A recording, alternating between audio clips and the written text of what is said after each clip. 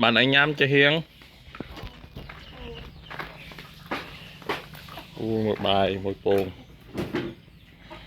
một chút chân phong ti à ví dụ chị ô thầm thầm lò làm nhầm no pro smart smart chân bài nữa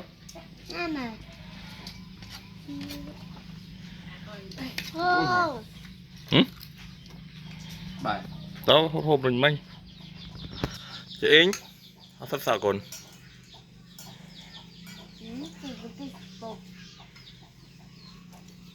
đã quay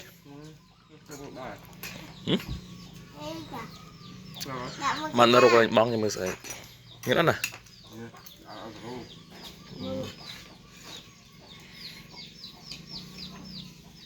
mạng này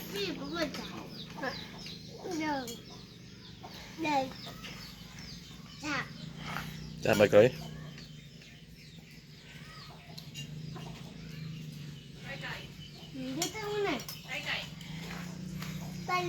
em bị sọt lo này được được lư nhầm cho ôn để tôi chạy chạy chạy cho chỗ đây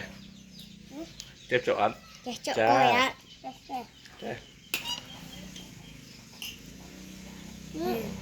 biết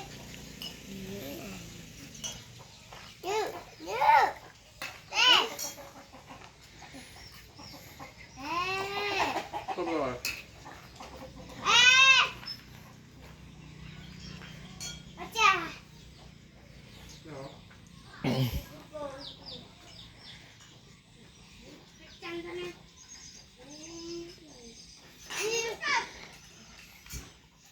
em slow con mời cái này cái nhà mà ở cái này tới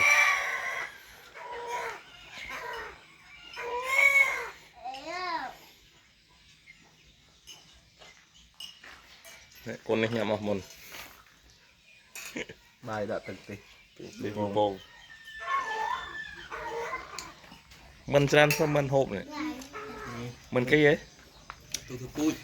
ui vậy ngấp đây xong này cái chân cái gì cái khăm cái khám côn bọc bốn và côn buồn cái khăm bọc nhầm bài kè với con coi à ví dụ nhầm bài kè làm slide này bấm này cho tiếp này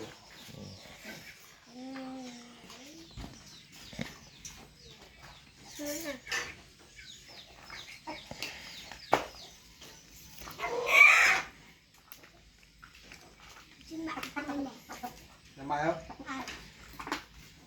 Gạo hả? ta coi Bây giờ con đánh cổ con nào đi?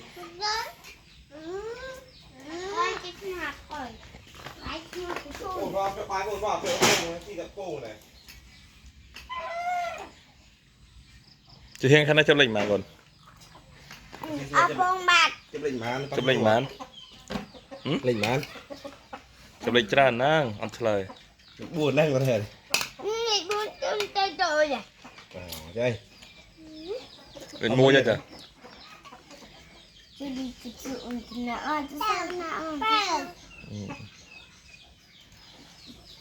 Mình nhằm khô mà nhằm bài rồi.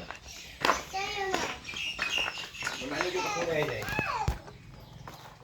Bài buồn không? chi phục nói bye bye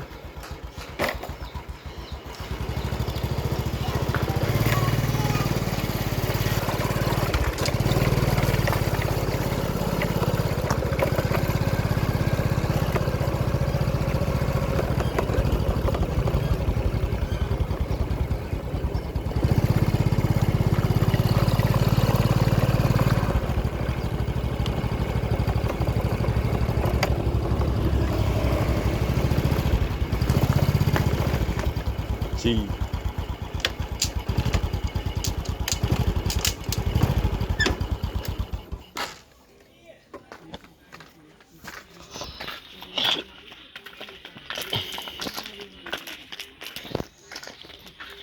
phụt bắt đầu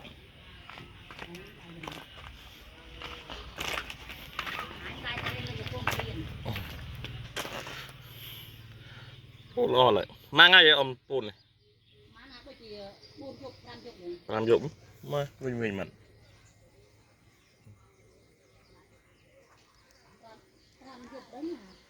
bao quên mặn chả coi hết đâm mày mình làm sự đây chết bắt đầu sự đây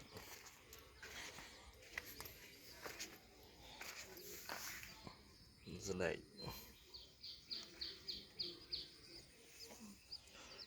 đây chắc làក្រុមហ៊ុនគេថាដាក់សំណាញ់ស្បៃដាំកុំឲ្យប្រើថ្នាំបាញ់អានេះគឺប្រើស្បៃគេបាក់ថ្នាំបាញ់ថ្នាំអីទេបងប្អូនអត់មានជាតិគីមីហ្នឹងហើយអានេះយើងបាញ់ដែរបាញ់តិចតិចអត់បាញ់ច្រើនប៉ះពាល់សុខភាពហ្នឹងហើយយើងដាំលក់បែបធម្មជាតិស្ដែក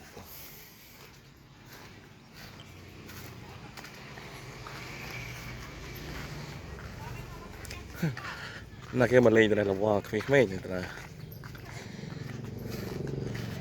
ទឹកដូងមកទឹកហូប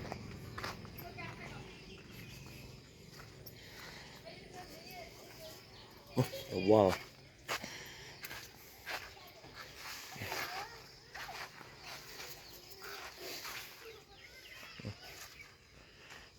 ឡើងយើងដាំ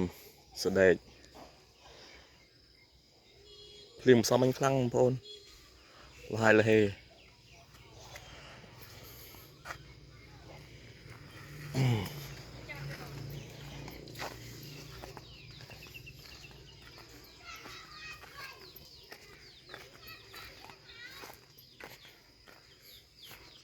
អស់ស្វាយខាងនេះ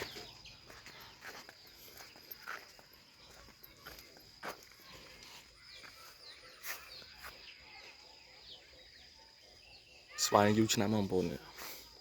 ចូល20ឆ្នាំជាងបងប្អូនដើមស្វាយពុំសេស្វាយអូរ៉ង់ប៉ុណ្ណានេះពីដើម3ដើមនេះតាំងពីយូរហើយស្វាយតាំងពីដើមបុរាណមកដល់ជាង20ឆ្នាំនេះនេះlênគោលសំណាញ់គេធ្វើនេះបងប្អូន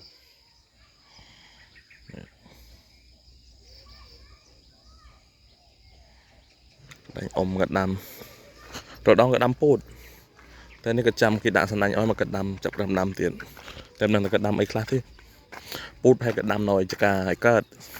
ចកាពើកលស្ដែកល្អទៅ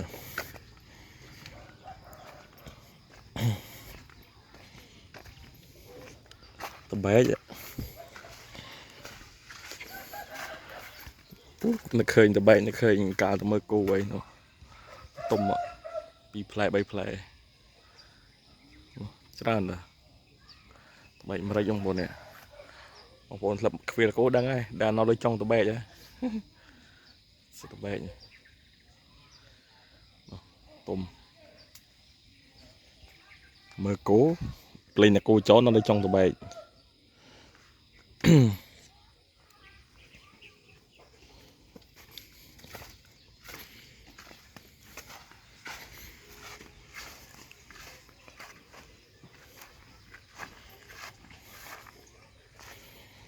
ល់ขนาดចិត្តជើងមិនចិត្តជើងទេណា